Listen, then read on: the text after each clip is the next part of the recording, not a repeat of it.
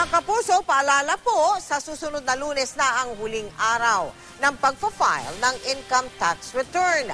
Ang Bureau of Internal Revenue may sinasagawa ng tax education at awareness drive at kaninang umaga, mga manlalaro ng Philippine Basketball Association ang lumahok dito.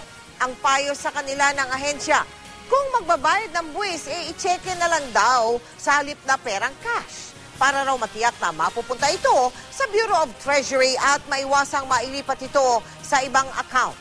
Nakatutok si Steve Dailisan. Timeout muna sa practice ng 120 players ng PBA. Sa Tax Compliance and Awareness Seminar na inorganisa ng Bureau of Internal Revenue kasi muna sila dumalo kaninang umaga.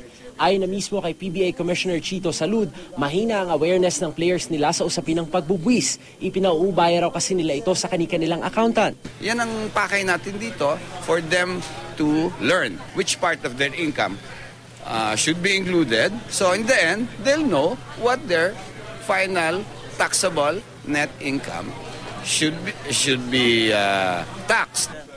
Ang kupunang kinabibilangan ni Gabby Espinas ng Alaska Aces, may iisang accountant na siyang nag-aasikaso ng filing. Madalas, kopya na lang daw ng ITR certificate ang napapasa kamay nila. Siyempre, mahirap kasi yun, di ba?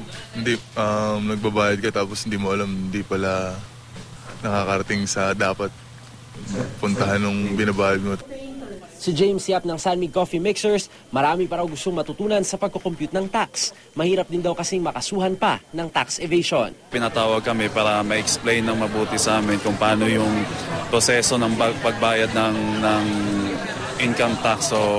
So kailangan talaga maliwanagan din kami. Ayon na mismo sa BIR, hindi sapat ang 2 oras para maituro nila yung lahat ng dapat malaman sa pagpa-file at pagkukompute ng ITR. Kaya kung gagamit man daw ng accountant, dapat ito'y tapat, mapagkakatiwalaan at accredited din mismo ng BIR. Ang kapuso nating si Chris Tew ng Rain or Shine Elasto Painters may sarili raw accountant pero sinisigurong dino-double check ang ipina-file na ITR para di magkaproblema. It can be quite burdensome. It's all part of our responsibility as a Filipino citizen.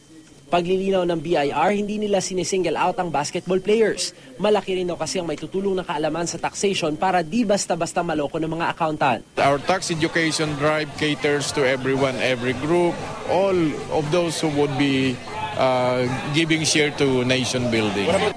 Handa naman daw ang BIR na magbigay ng seminar sa kinatawan ng mga kumpanya. Ipinaalala rin nila na sa April 15 o Lunes na ang deadline ng filing ng income tax. Steve Dailisa, Nakatutok, 24 Oras.